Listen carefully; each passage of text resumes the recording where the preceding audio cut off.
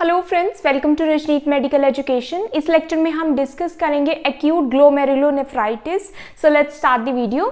सो acute glomerulonephritis क्या होता है?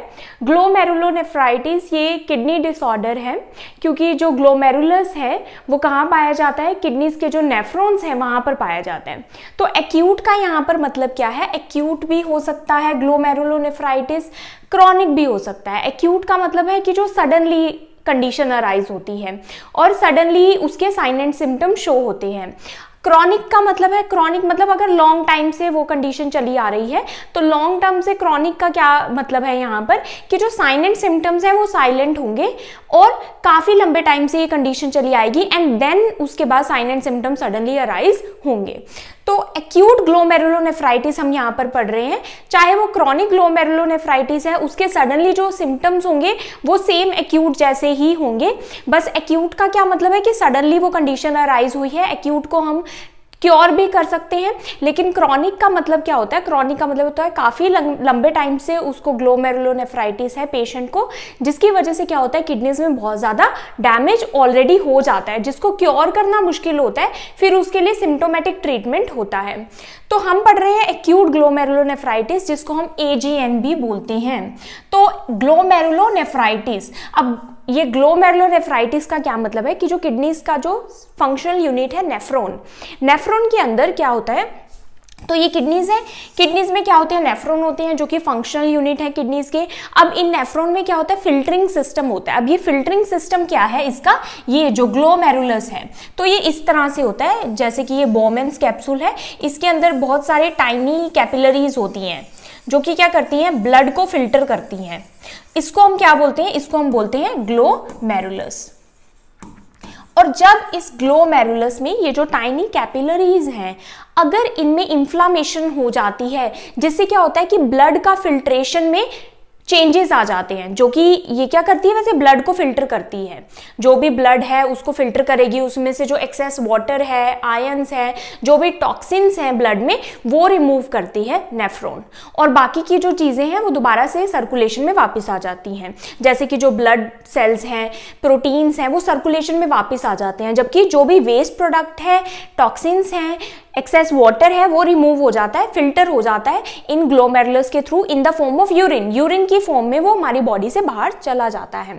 जब इस ग्लोमेरुलस में इंफ्लामेशन हो जाती है, तब हम उसको क्या बोलते हैं? ग्लोमेरुलोनेफ्राइटिस। मींस ये जो फिल्टरिंग सिस्टम है इसमें क्या हो जाती है? इंफ्लामेशन हो जाती है। अभी हम पढ़ेंगे कि इसमें ये क्यों होती है इंफ्लामेशन। तो AGN, एक्यूट ग्लोमेरुलोनेफ्राइटिस क्या है? एक किडनी डिसीज है that is characterized by the sudden onset of inflammation in the glomeruli. क्योंकि ये एक्यूट है, इसलिए इसमें क्या देखने को मिलता है कि सडनली ये जो ग्लोमेरुलस है यहाँ पर क्या हो गई है? इंफ्लामेशन हो गई है ग्लोमेरुलाई में। The inflammation can impair kidney function and may result from infections, autoimmune disease और अदर कॉजेस। अब ये क्यों होती है इंफ्लामेशन? देखो, ये यहाँ पर जो कॉमन रीजन है एक्यूट ग्लोमेरुलोनेफ्राइटिस का होने का, वो क्या है? इन्फेक्शंस। कोई भी इन्फेक्शन, जैसे कि स्ट्रेप्टोकोकल इन्फेक्शन, उसके बाद ये हो सकता है, और भी इन्फेक्शंस हम पढ़ेंगे। उसके कारण क्या होती है? हमारी बॉडी, कोई भी जो इन्फेक्शन हमारी बॉडी में जब हो जाता है, कोई भी फॉरेन पार्टिकल जब हमारी बॉडी में एंटर होता है, एंटीजन एंटर होता है, फॉरेन कोई भी जो माइक्रो ऑर्गेनिज्म, उसको हम क्या बोलते हैं? एंटीजन बोलते हैं। तो जब भी कोई बॉडी में एंटीजन एंटर होता है, उसके बाद बॉडी का जो इम्यून सिस्टम है उसके लिए रिएक्ट करता है और क्या बनाता है? एंटीबॉडीज बनाता है, एंटीबॉडीज। तो ग्लोमेरुलोनेफ्राइटिस में बेसिकली क्या होता है कि ये जो इम्यून सिस्टम है, वैसे ये क्या करता है कि एंटीजन पर अटैक करता है, लेकिन इस कंडीशन में क्या होता है कि ये हमारी किडनीज को ही डैमेज करने लग जाता है। क्या होता है कि बॉडी में एंटीजन एंटीबॉडी कॉम्प्लेक्सेस बन जाते हैं, एंटीजन एंटीबॉडी कॉम्प्लेक्सेस, या फिर इनको इम्यून कॉम्प्लेक्सेस बोल सकते हैं।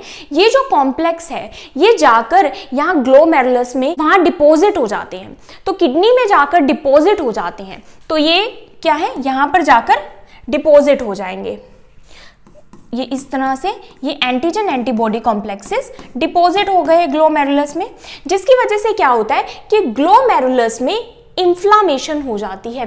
इंफ्लामेशन, अब ये जो पार्ट है यहाँ पर क्या है, इंफ्लामेशन हो गई है, जहां पर भी एंटीजन एंटीबॉडी कॉम्प्लेक्सेस जाकर डिपॉजिट हुए हैं वो पार्ट स्कार हो गया है, वहां पर स्कारिंग हो गई है, डैमेज हो गया, इंफ्लामेशन हो गई है, जिसके कारण जो ये फिल्टरिंग मैकेनिज्म है, ये जो ग्लोमेरुलाई कैपिलरीज हैं, ये अच्छे से फिल्टर नहीं कर पाती ब्लड को, ये क्या हो जाती है, इनकैपेबल हो जाती हैं। इनमें क्या हो जाता है, बहुत ज्यादा डैमेज हो जाता है, जिसकी वजह से ब्लड को ये अच्छे से फिल्टर नहीं कर पाती।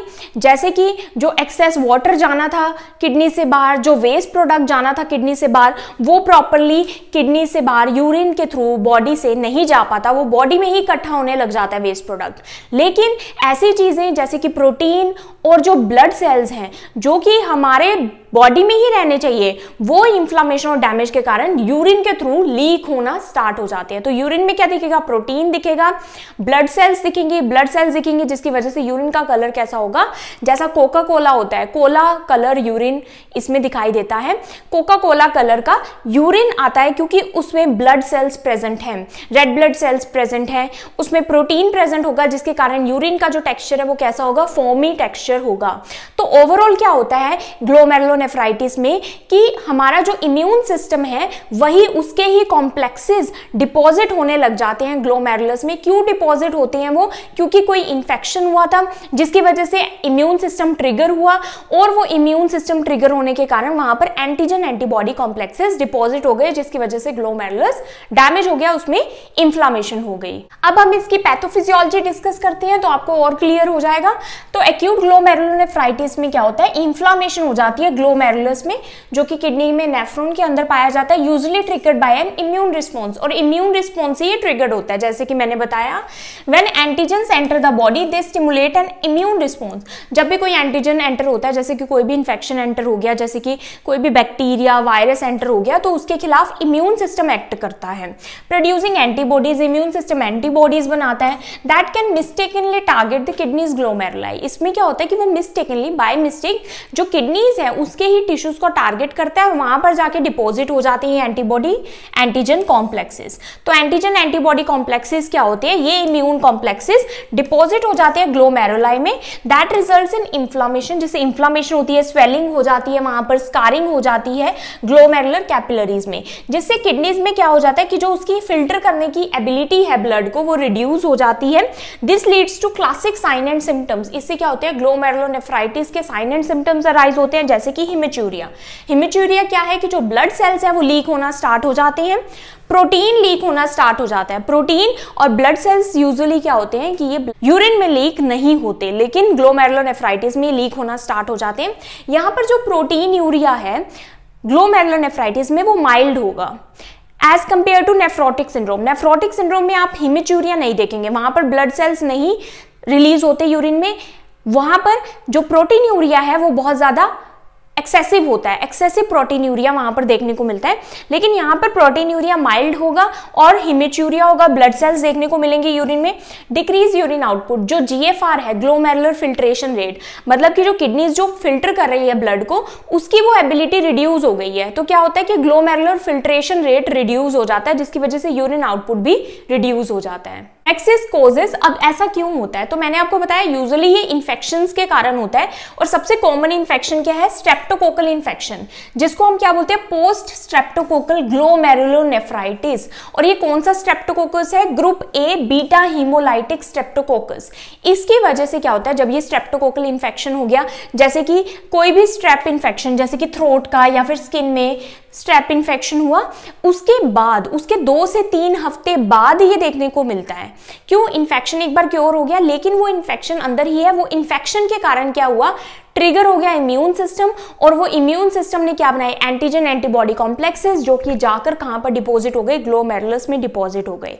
अब ये ज्यादा कॉमन किस में देखने को मिलता है, चिल्ड्रन में देखने को मिलता है कि उनको स्ट्रेप इन्फेक्शन हुआ, उसके थोड़े टाइम बाद क्या हुआ कि ग्लोमेरुलोनेफ्राइटिस के साइन एंड सिम्टम्स नजर आए। तो ये 2 से 10 साल के बच्चों में ज्यादा देखने को मिलता है। अब स्ट्रेप्टोकोकल इन्फेक्शन के कारण सबसे कॉमनली हो सकता है।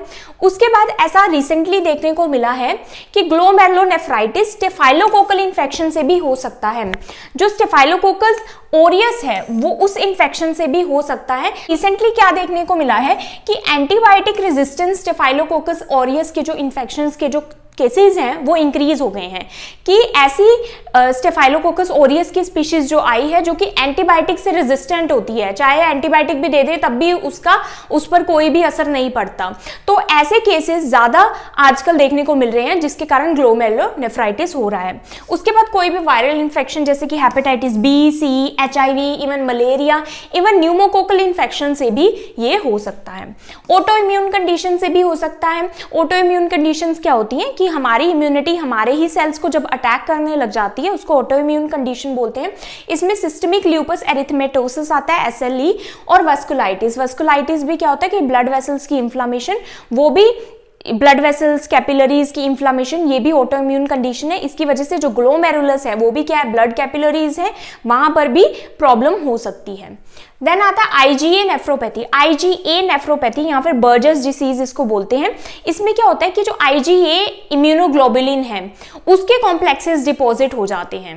ये भी इसी तरह से क्या है कि इम्यून कॉम्प्लेक्सेस किसके, IgA इम्यूनोग्लोबुलिन्स के डिपॉजिट होने के कारण वहां पर ग्लोमेरुलस में इन्फ्लामेशन हो जाती है जिसके कारण ग्लोमेरुलोनेफ्राइटिस होता है। उसके बाद आता है साइन एंड सिम्टम्स। अब साइन एंड सिम्टम्स क्या है, सबसे पहले क्योंकि ब्लड सेल्स लीक हो रहे हैं यूरिन में जिसकी वजह से क्या होगा, हिमेचूरिया होगा। अब हिमेचूरिया अगर ब्लड प्रेजेंट है यूरिन में तो वो कैसा दिखता है, टी कलर, जैसा टी का कलर होता है, या फिर जैसे कोला जो कि कोको कोला है उस कलर का यूरिन दिखाई देता है। उसके बाद प्रोटीन की लीक होने की वजह से क्या होता है, फोमी यूरिन होता है। यूरिन में क्या होता है, फ्रॉथ होता है, फोम होता है, प्रोटीन की प्रेजेंस ये इंडिकेट करता है। अब यहाँ पर जो प्रोटीन लीक हो रहे हैं यूरिन में उससे बहुत सारी कंडीशन होती है बॉडी में, क्योंकि प्रोटीन यूजुअली क्या है कि वो लीक नहीं होने चाहिए, वो हमारे बॉडी में ही रहने चाहिए। जब प्रोटीन लीक होने लग जाएंगे तो प्रोटीन्स कौन कौन से होते हैं, जैसे कि एल्ब्यूमिन लीक होना। तो एल्ब्यूमिन क्या करता है, ब्लड वेसल्स में फ्लूइड को मेंटेन करके रखता है। अगर जिसको हम क्या बोलते हैं, ऑन्कोटिक प्रेशर बोलते हैं, तो एल्ब्यूमिन ऑन्कोटिक प्रेशर को मेंटेन करके रखता है। अगर ये ऑन्कोटिक प्रेशर को मेंटेन नहीं करेगा तो क्या होगा कि ये जो फ्लूइड है ये ब्लड वेसल से एस्केप होके निकलकर टिश्यूज में आ जाएगा। टिश्यूज में आने की वजह से क्या होगा कि बॉडी में फ्लूइड भर जाएगा जिसको हम क्या बोलते हैं, एडीमा बोलते हैं। तो यहाँ पर यही होता है ग्लोमेरुलोनेफ्राइटिस में कि प्रोटीन के लीक होने के कारण यूरिन में प्रोटीन लीक हो गया जिसके कारण बॉडी में प्रोटीन की कमी होने के कारण, स्पेशली एल्ब्यूमिन की कमी होने के कारण बॉडी में एडीमा देखने को मिलता है। और ये एडीमा अराउंड आईज के अराउंड, फेस पर देखने को मिलता है, लेग्स में, एंकल्स में, फीट में देखने को मिलता है। देन उसके बाद आता है एनीमिया। एनीमिया क्यों हो सकता है, जब अगर ब्लड सेल्स लीक हो रहे हैं यूरिन में तो ब्लड सेल्स कम हो जाएंगे बॉडी में जिसके कारण क्या होगा, एनीमिया की कंडीशन हो सकती है। उसके बाद एजोटमिया। एजोटमिया क्या है कि elevated serum creatinine and blood urea nitrogen. जब किडनीज फिल्टर नहीं कर पाती ब्लड को अच्छे से तो हमारी बॉडी में नाइट्रोजिनस वेस्ट एक्यूमुलेट होने लग जाता है। तो वेस्ट तो जा नहीं रहा, ब्लड से फिल्टर नहीं हो रहा, तो क्या होगा कि ब्लड यूरिया नाइट्रोजन और सीरम क्रिएटिनिन इसका लेवल ब्लड में इंक्रीज हो जाएगा जिसको हम क्या बोलते हैं, एजोटमिया बोलते हैं। देन आता है डिक्रीज ग्लोमेरुलर फिल्ट्रेशन रेट। क्योंकि फिल्टर नहीं कर पा रही किडनीज अच्छे से तो GFR क्या हो जाएगा, रिड्यूस हो जाएगा। GFR रिड्यूस होना का क्या मतलब है, सिंपली कि यूरिन आउटपुट रिड्यूस हो जाएगा जिसको हम क्या बोलते हैं, ओलिगोरिया बोलते हैं। यूरिन आउटपुट किससे रिड्यूस होगा, less than 400 ml per day. 400 ml per day से भी कम यूरिन, मतलब एक दिन में 400 ml से भी कम यूरिन पास होगा, और less than 30 ml per hour हम बोल सकते हैं। उसके बाद हाइपरटेंशन। हाइपरटेंशन का रीजन क्या है, सबसे पहले एडीमा हो रहा है बॉडी में, फ्लूइड रिटेंशन हो रही है जिसकी वजह से हाइपरटेंशन हो सकता है। फ्लूइड रिटेंशन का मतलब है कि सोडियम भी रिटेन हो रहा है तो जिसकी वजह से ब्लड प्रेशर इंक्रीज हो रहा है। उसके बाद फ्लैंक पेन, क्योंकि किडनीज में क्या है, इन्फ्लामेशन है, तो बैक साइड क्या होगा, पेन होगा, बैक में पेन होगा जिसको फ्लैंक पेन बोलते हैं क्योंकि किडनीज में इन्फ्लामेशन है। उसके बाद कॉम्प्लिकेशंस क्या आ सकती हैं, अगर इसको ट्रीट नहीं किया जाता है एक्यूट ग्लोमेरुलोनेफ्राइटिस को, तो ये क्या बन सकता है, क्रॉनिक किडनी डिसीज बन सकती है, CKD बन सकती है, या फिर अल्टीमेटली क्या हो सकता है, एंड स्टेज रीनल फेलियर हो सकता है। उसके बाद डायग्नोज कैसे करेंगे इसको, यूरिन एनालिसिस, यूरिन को चेक करेंगे, यूरिन का एनालिसिस करेंगे, जिसमें हम क्या देखते हैं कि यूरिन में सबसे पहले तो प्रोटीन की प्रेजेंस है, ब्लड सेल्स की प्रेजेंट है, यूरिन आउटपुट लेस है, तो इसको यूरिन एनालिसिस कहते हैं। इससे हमें आइडिया मिलेगा। देन इंक्रीज्ड एएसओ टाइटर, एएसओ टाइटर क्या होता है, एंटी स्ट्रेप्टोलाइसिन ओ टाइटर, क्यों, स्ट्रेप्टोकोकल इन्फेक्शन की वजह से सबसे कॉमन है। तो अगर ये एएसओ टाइटर ये पॉजिटिव आता है, मींस इसके अगेंस्ट एंटीबॉडीज बनी हुई हैं, तो ये क्या इंडिकेट करता है कि स्ट्रेप इन्फेक्शन की वजह से ग्लोमेरुलोनेफ्राइटिस हो सकता है। उसके बाद एलिवेटेड सीरम क्रिएटिनिन, क्योंकि नाइट्रोजनस जो वेस्ट है, यूरिया है, वो बॉडी से बाहर नहीं जा रहा, किडनीज उसको फिल्टर नहीं कर रही ब्लड को, तो उससे क्या होगा, ब्लड में serum creatinine and blood urea nitrogen का लेवल इंक्रीज होगा। रीनल बायोप्सी, रीनल बायोप्सी ये एक कंफर्मेशन डायग्नोस्टिक टेस्ट है। इससे क्या है, हम किडनी से कुछ टिश्यू लेंगे, जिससे हमें माइक्रोस्कोप के अंदर जब हम देखेंगे तो हमें क्या दिखेगा, आईजीए के डिपॉजिट्स वहां पर दिखेंगे। एलिवेटेड आईजीए लेवल्स भी एलिवेटेड होगा। आईजीए डिपॉजिट का मतलब वहां पर एंटीजन एंटीबॉडी कॉम्प्लेक्सेस का डिपोजिशन ग्लोमेरुलस में दिखेगा। Estimated glomerular filtration rate GFR क्या होता है, इसमें हम GFR देखते हैं कि ग्लोमेरुलर फिल्ट्रेशन रेट कितना है, तो ये हमें रिड्यूस देखने को मिलेगा। देन आता है ट्रीटमेंट। अब इसको ट्रीट कैसे करना है, तो कुछ सिम्टोमेटिक मैनेजमेंट भी है, कुछ कॉजेस के बेस पर भी है। सबसे पहले आता है AC इनहिबिटर्स, क्योंकि ब्लड प्रेशर हाई हो रहा है तो उसको रिड्यूस करने के लिए हम क्या देते हैं, AC इनहिबिटर्स देते हैं। AC इनहिबिटर्स प्रोटीन यूरिया को भी मिनिमाइज करते हैं, तो इसके एग्जांपल्स क्या है, लिस्नोप्रिल एंड एनालाप्रिल। उसके बाद आता है कॉर्टिकोस्टेरॉइड्स। कॉर्टिकोस्टेरॉइड्स ये क्या करते हैं, इन्फ्लामेशन को रिड्यूस करते हैं, तो इसमें हमें क्या देते हैं, प्रेडनिसोलोन देते हैं, जो कि इन्फ्लामेशन को कम करता है। लेकिन कॉर्टिकोस्टेरॉइड साथ में ही क्या करता है, इम्यून सिस्टम को भी वीक करता है, तो हमें पेशेंट को एजुकेशन देनी है कि वो प्रॉपर हाइजीन मेंटेन करें। इसके अलावा कॉर्टिकोस्टेरॉइड हम इसलिए दे रहे हैं, देखो यहाँ पर ये इम्यून सिस्टम को तो वीक कर रहा है, लेकिन यहाँ पर प्रायोरिटी क्या है, अभी इन्फ्लामेशन को कंट्रोल करना। उसके बाद आता है इम्यूनोसप्रेसेंट्स। अगर कोई ऑटो इम्यून डिसीज कंडीशन है तो उसके लिए अगर जो कॉर्टिकोस्टेरॉइड्स हैं वो इतने इफेक्टिवली काम नहीं कर रहे, तो इम्यूनोसप्रेसेंट्स भी देने पड़ते हैं जो कि इम्यूनिटी को सप्रेस करते हैं, जैसे कि साइक्लोफॉस्फामाइड एंड साइक्लोस्पोरिन। उसके बाद डायूरेटिक्स आते हैं। डायूरेटिक्स एडीमा को ठीक करते हैं। एडीमा अगर मतलब फ्लूइड अगर बॉडी से बाहर चला गया तो ब्लड प्रेशर भी कम होगा। लेकिन डायूरेटिक्स तभी देना है अगर रीनल स्टेटस सही है। अगर रीनल स्टेटस सही नहीं है, किडनीज इतना कैपेबल नहीं है, उन पे ज़्यादा वर्कलोड हम नहीं डाल सकते, फिर तब हम डायूरेटिक्स नहीं देते। तो ये डिपेंड करता है पर्सन टू पर्सन, पेशेंट की कंडीशन पर। उसके बाद आता है लाइफस्टाइल मॉडिफिकेशन। तो इसमें लाइफस्टाइल भी चेंज करना होता है, स्मोकिंग, अल्कोहल ये सब अवॉइड करना होता है, रेगुलर एक्सरसाइज।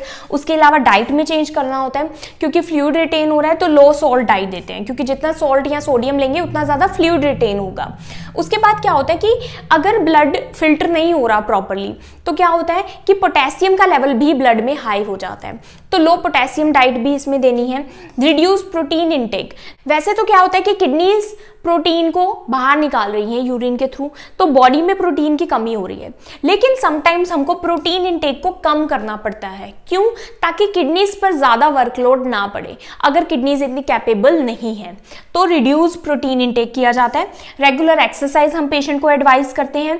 उसके अलावा हम पेशेंट को क्या बोलते हैं, क्योंकि एडीमा हो रहा है तो एडीमा से स्किन क्या हो जाती है, बहुत ज्यादा फ्रेजाइल हो जाती है, स्किन में इजिली ब्रेक डाउन हो सकता है। तो हमें फ्रीक्वेंटली पेशेंट को बोलना है अपनी पोजीशन चेंज करे। अगर पेशेंट कैपेबल नहीं है तो नर्सिंग स्टाफ को या फिर कोई भी हेल्थ केयर स्टाफ क्या करेगा, उसकी रेगुलर पेशेंट की पोजीशन को चेंज करेगा। इसके अलावा और एजुकेशन क्या हो सकती है, इनटेक आउटपुट हम चेक कर सकते हैं, कितना इनटेक ले रहा है पेशेंट, कितना आउटपुट आ रहा है, यूरिन आउटपुट क्या आ रहा है, डेली वेट्स क्या है। डेली वेट्स हम कोशिश करेंगे कि सेम टाइम पर चेक करें। उसके बाद अगर किडनीज क्रॉनिक किडनी डिसीज उसमें हो गई है, क्रॉनिक ग्लोमेरुलोनेफ्राइटिस हो गया जिससे किडनीज बहुत डैमेज हो गई है, या फिर रीनल फेलियर हो गया है, तो ऑप्शन क्या रहता है, डायलिसिस या फिर किडनीज ट्रांसप्लांट रहता है।